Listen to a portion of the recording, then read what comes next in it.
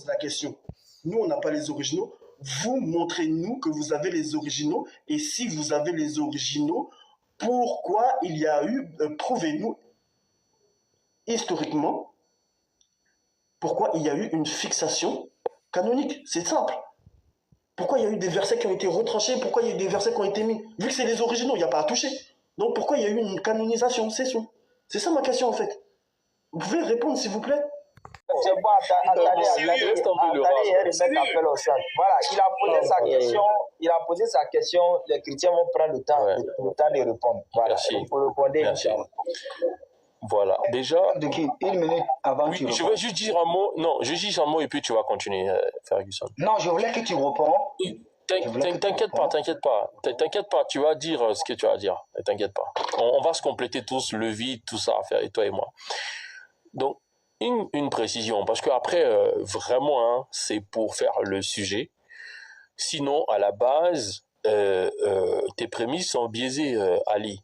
Nous ne prétendons rien. En fait, pour le prétendre, il faut qu'on soit confronté à quelque chose. Nous n'avons jamais prétendu quelque chose. Nous étions tranquilles dans notre coin avec les textes que nous possédons. C'est quelqu'un qui est venu nous dire qu'il y avait un problème avec nos textes. C'est pas nous qui prétendons, qui brandissons dans les rues. Ah oui, nous on a l'origine originale.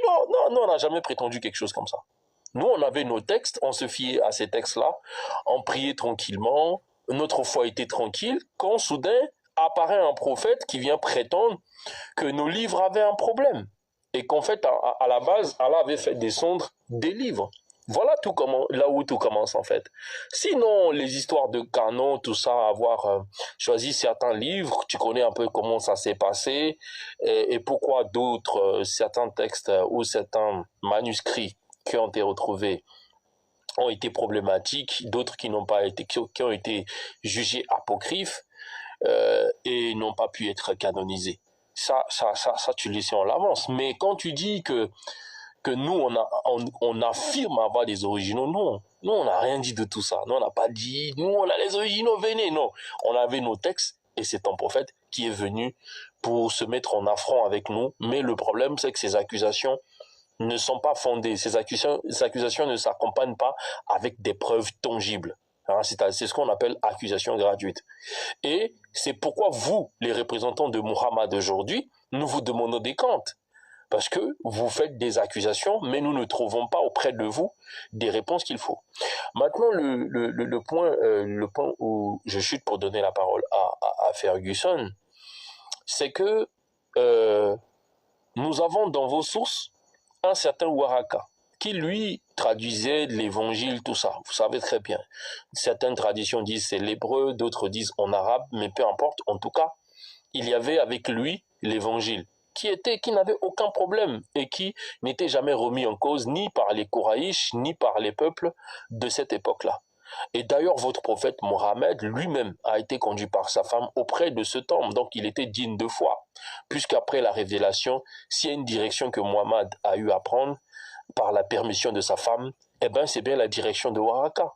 Et donc c'est ce Waraka-là qui va mettre en confiance votre prophète. Or, quel est le statut de Waraka? C'est quelqu'un qui, notamment, traduisait les textes. Donc, les textes, à l'époque, n'ont aucun problème. Le problème, c'est vous. Nous, les textes, là, les textes qui ont été copiés, là, parce qu'on a bel et bien eu une réalité des copistes, à l'instar, par exemple, des manuscrits de la mer morte. Vous connaissez très bien ces manuscrits qui sont souvent attribués à un certain groupe d'Esséniens. On y a retrouvé le livre d'Ésaïe intact. Et lorsque on regarde ce livre, aucune contradiction avec ce qu'on a dans notre Bible. Voilà comment l'histoire se reconstruit. C'est-à-dire, si par exemple les manuscrits de ce groupe, parfois appelés par défaut des Asséniens, étaient contraires à ce que nous avons, ben, normalement, il devait avoir un problème. Mais heureusement, en fait, vous savez l'histoire un peu par la tronquée, quand le livre d'Ésaïe a été retrouvé, il n'y a jamais eu de contradiction avec celui que nous possédons dans notre Bible. Et ça, c'est très bien pour nous. Donc, du coup, Ali, il était descendu. Ali, le problème, c'est pas nous. Il ne vient pas de nous. Nous ne disons pas posséder les originaux qui sont descendus directement à Moïse. Non. Nous croyons qu'il y a bel et bien eu des copistes, il y avait des scribes qui fidèlement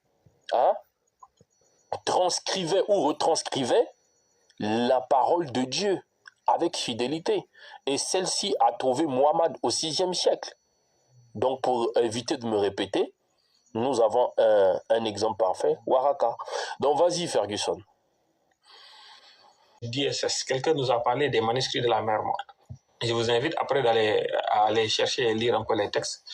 Ça, c'est un texte qui s'appelle Textual Variations in the Dead Sea Scrolls that Cause Theological Differences. Donc, ce sont les variations textuelles dans les manuscrits de la mer Morte, n'est-ce pas, dans les rouleaux de la mer Morte, qui causent des différences théologiques. C'est pas moi qui dis ça, c'est un article scientifique. C'est un article académique. Okay, publié par BYU, Scholars Archive, okay, l'archive scolaire, l'archive académique, n'est-ce pas, du BYU 2024. Allez-y lire, c'est à la deuxième page ici, nous sommes à la première page là. On va lire ensemble et on va voir. On va lire vite fait comme ça. Je ne sais pas si je dis l'importance de ces manuscrits, donc on parle des manuscrits de la mer Morte, est étroitement liée au domaine de la critique textuelle, l'étude technique que Dr. Perry et moi-même avons menée. Avant la découverte des manuscrits de la mer Morte, les plus anciens manuscrits hébraïques de la Bible étaient celles des Masorétiques, donc les textes de Masorétiques. Ça, c'est par rapport aux manuscrits, pas à la tradition, datant du 9e siècle de notre ère. Les manuscrits, donc ici c'est le Codex d'Alep, au 10e, 9e siècle. Les manuscrits bibliques trouvés parmi les manuscrits de la mer Morte repoussent cette datation d'un millénaire entier. Donc les manuscrits de la mer Morte sont censés être les textes les plus anciens, au 2e siècle avant notre ère. On parle de textes, on ne parle pas de tradition textuelle. Okay? Je ne sais pas si vous comprenez la différence entre les deux, mais bon.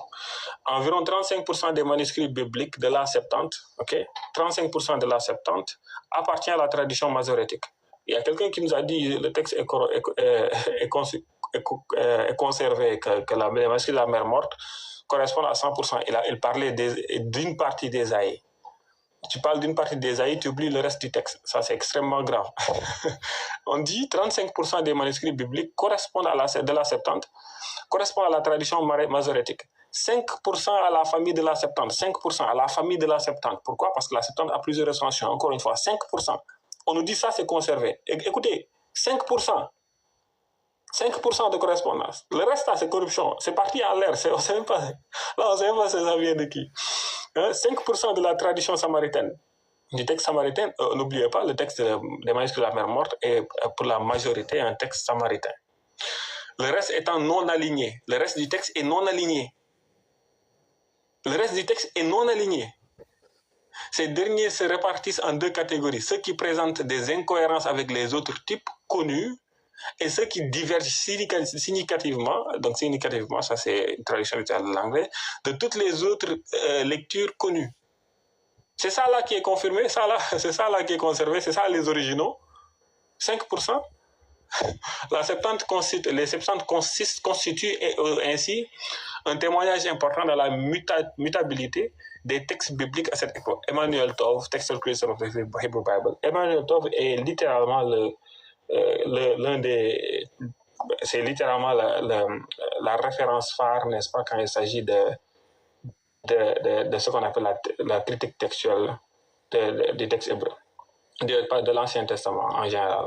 Emmanuel Tov. Les textes sectaires parmi les manuscrits de la mer Morte, c'est ça, originaux. Écoutez, les originaux dont on nous a parlé. Pour la plupart connus jusqu'alors, éclairent d'un jour nouveau le judaïsme essénien pratiqué durant, j'ai entendu essénien, mais c'est pas grave, durant la période du Second Temple. Un exemple frappant de variation textuelle que le docteur Perry et moi-même avons découverte se trouve dans le Deutéronome 32, 8 à 9. Je présenterai ici dessous des textes divergents et en donnerai une explication. Les divergences en un point finira.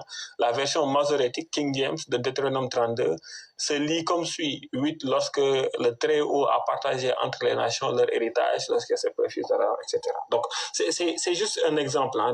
Ça, c'est littéralement aujourd'hui le consensus. Personne ne doute de ce point-là, que ces textes-là avaient été corrompus. On nous dit c'est ça les originaux. Mais est-ce que c'est seulement les scholars d'aujourd'hui qui disent ça? Non, ce n'est pas seulement les scholars d'aujourd'hui qui disent ça. Justin Martyr, qui est un père de l'Église, Justin le Martyr, qui est un père de l'Église, Bonjour, je ne veux pas t'interrompre, mais bon, si ça devient trop long, on sera obligé de leur donner